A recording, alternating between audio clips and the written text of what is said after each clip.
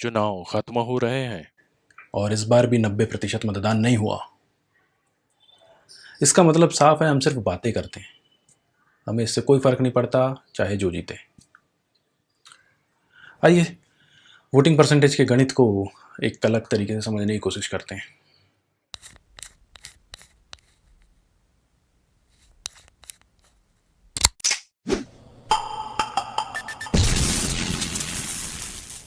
आगे मैं जो दो गुटों की बातें करूंगा वो इस देश की दो सबसे बड़ी पार्टियां हैं, और इसका कहीं से ये लेना देना नहीं है कि मुझे किसी का कुछ पक्ष लेना है, या मैं किसी के पक्ष में जो सही हुआ है जो गलत हुआ है वो दोनों आपके समक्ष बातें रहेंगी।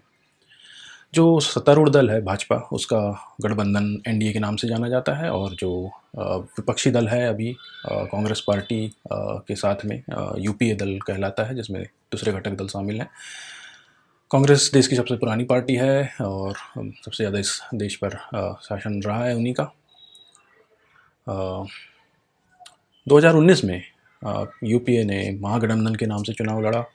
2024 में इंडी गठबंधन के नाम से चुनाव लड़ रही है, और ये इंडी गठबंधन एक नई ब्रांडिंग से ज़्यादा और कुछ नहीं है, ये दिखाने के लिए कि देश की समूची पार्टियां भाजपा के खिलाफ हैं। अब कितनी उनमें ताकत है, कितनी एकजुटता है, ये तो हाल ही में दिख रहा है। पर इससे पहले मैं आगे बढ़ूं, दो बातें साफ करना चाहता हूं कि अगर आपने मेरे इलेक्शन से जुड़े पिछले 3 वीडियो नहीं देखे हैं तो पहले देख लें, और यहाँ पे जो भी बातें मैं रख रहा हूँ वो मेरे शोध के आधार पर हैं। अनुरोध है कि आप इसके पीछे के मनोभावों को समझें, और फिर भी कोई सवाल हो तो कमेंट सेक्शन का ऑप्शन है। तो वोटिंग परसेंटेज का खेल ऐसा है कि देश में पूरा 100% है आबादी, तो 75% हिंदू, 20% मुस्लिम, बाकी 5% अन्य। अब इसमें से हिंदू वोटर सबसे ज़्यादा आलसी होता है। हिंदू वोटर अमूमन 48% ही मतदान करने जाता है। तो अब इससे जो इक्वेशन बिगड़ता है, जो समीकरण बिगड़ता है, उसको समझने की कोशिश करते हैं। एक और एग्जांपल देता हूँ मैं आपको। अगर कोई एग्ज़ाम है जिसमें नेगेटिव मार्किंग है, एक बच्चे ने 10 में से 8 किए, 6 सही 2 गलत। अब 6 में से 2 गलत कट गए, 4 मार्क्स आए। वहीं दूसरे बच्चे ने 10 में से 5 ही किए, 5 सही। तो कम क्वेश्चन करके भी वो बच्चा आगे निकल गया। वैसे ही जब चुनावी दल चुनाव में उतरते हैं तो अगर वोटिंग का प्रतिशत गिर गया है, इसका मतलब ये है कि जहाँ जहाँ से वो लड़ रहे हैं, जो वोटर जा रहे हैं वो उन्हें ही वोट दें तो वो जीतेंगे, वरना वो हारने की संभावना है, कुछ भी ऊपर नीचे हो सकता है। अब इसमें कांग्रेस को अगर जीतना है तो उनके पक्ष वाले वोट दें, अन्यथा बाजी पलट सकती है। इसी तरीके से भाजपा के लिए भी। तो जब भी ये वोटिंग प्रतिशत गिरता है तो कुछ कहते नहीं बनता क्या होगा। जब वोटिंग प्रतिशत ज़्यादा है तो बहुत हद तक की चीज़ें ऐसी हैं कि लोगों ने दिमाग बना लिया है, मन बना लिया है कहाँ वोट करना है और कैसे किसको जिताना है। अमूमन इसलिए वो खुल के बाहर आए हैं और वोटिंग कर रहे हैं। पर कम प्रतिशत में ये चीज़ें समझ पाना बहुत कठिन होता है। ऐसे में जो 50-60% वोटिंग हो रही है वो अगर सरकार के हित में गई तो सरकार बचेगी, वरना वाजपेयी सरकार टाइप सोचते रह जाइएगा कि सब कुछ तो अच्छा हुआ, फिर हार कैसे गए।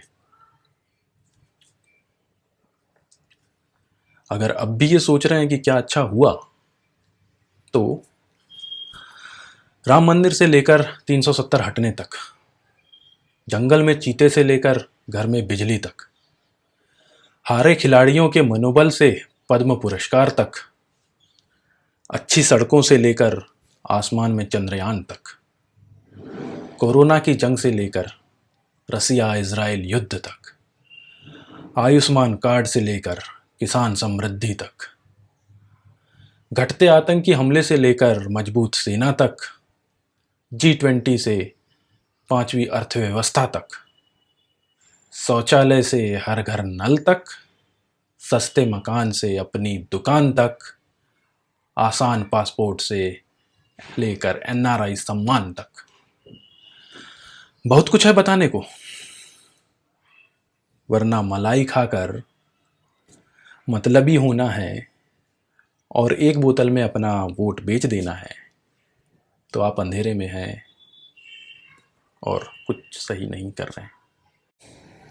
बाकी अगर कमियां निकालना ही है तो इन्हें मैं सुधार के तौर पे भी देखता हूँ कि ये सुधार सरकार आए तो करे या इनकी बात हो। मुफ्त पढ़ाई से प्रदूषण मुक्त तक, पीओके से लेकर मानसरोवर तक, लद्दाख के मसले से लेकर मणिपुर तक,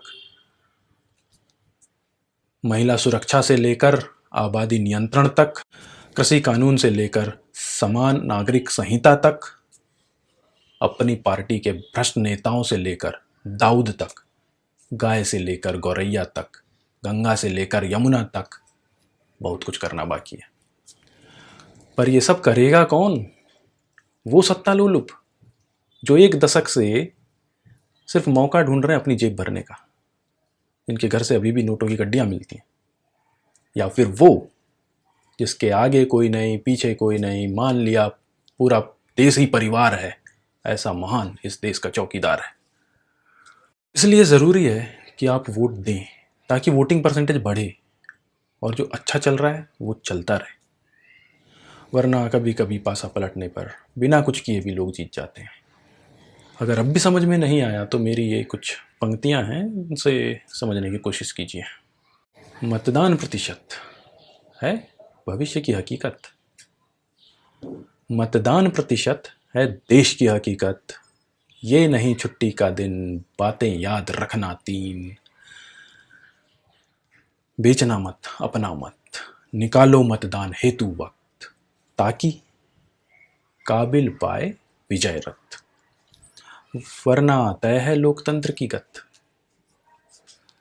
मतदान प्रतिशत है भविष्य की हकीकत। राजा का नमस्कार।